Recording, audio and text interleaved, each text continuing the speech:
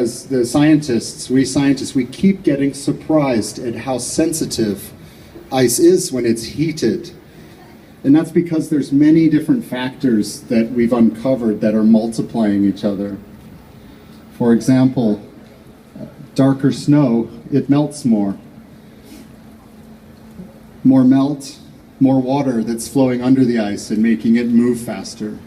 More meltwater is draining into the ice, and that breaks open fractures, and just the weight of water is enough to open up ice shelf and detach ice shelves. More melt, more water flooding into our oceans, and that's disrupting ocean circulation. That is destabilizing weather in Europe, weather around the world, from this extra more than 3,000 cubic kilometers more meltwater in the North Atlantic in the last century. Because of all of those multipliers, we observe an amplified response of ice to climate heating. And it's been impressive to me that in the last 15 years that ice keeps grabbing headlines. How is it that ice can compete with all of the other important environmental and political issues? And it's the reason that ice keeps grabbing headlines is because that story is getting worse. The ice is going faster.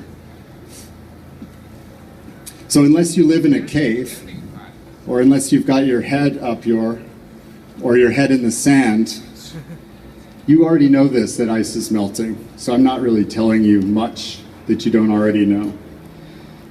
Something that's less well known is how Arctic warming twice as fast as the rest of the world, that's slowing down the jet stream. It makes lazy weather patterns. You get a more wavy jet stream because the strength of the jet stream depends on the Arctic being cold. Cold, warm, strong jet stream, but Arctic's warming twice as fast. Slowing down the jet stream, it gets wavy and lazy and drunken. And what effect this has is longer periods, persistent weather, longer periods of warm weather, longer periods of cold weather, longer periods of drought, and longer floods, more flooding. This is the extremification of our climate because of Arctic warming. So what happens in the Arctic doesn't stay in the Arctic.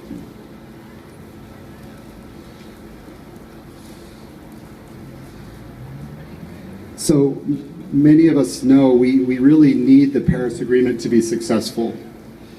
And what that would do is take the pain away, some of the pain away of climate change, to make climate change more bearable. We cannot totally escape this crisis at this point. So now I have some questions for you. Is this climate mobilization, this march, is this just us venting frustration? And then we go back to business as usual? No. Is that what this is? We say no. No. Are we going to make sure the Paris Agreement is enforced? Yes. Are we going to finally shake the denial that keeps us going forward and doing kind of a little bit? And are we going to shake that denial and make sustainability a central organizing principle of what we do? Yeah.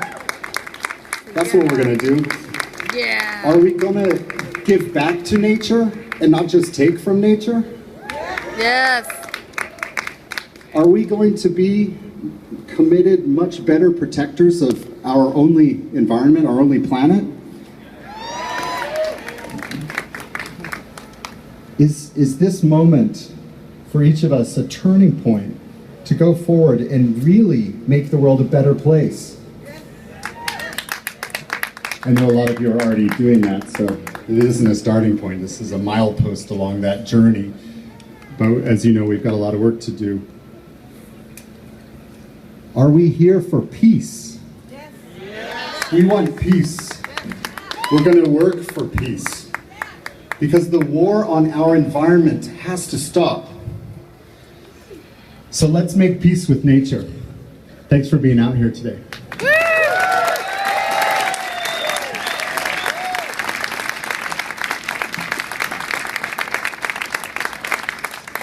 I'm introducing our next speakers, two of them. It's Pernille Skipper and Rasmus Nordqvist. Yeah. Pernille Skipper is an MP, Member of Parliament representing Enhedslisten. She's been active in politics and anti-war work since her teens. She graduated with a law degree from Copenhagen University. And we also have Rasmus Nordqvist. He's an MP representing the Alternative, which he co-founded in 2013. He was elected to the Danish Parliament in 2015 and lives in Nørrebro with his husband. Please welcome them to the stage.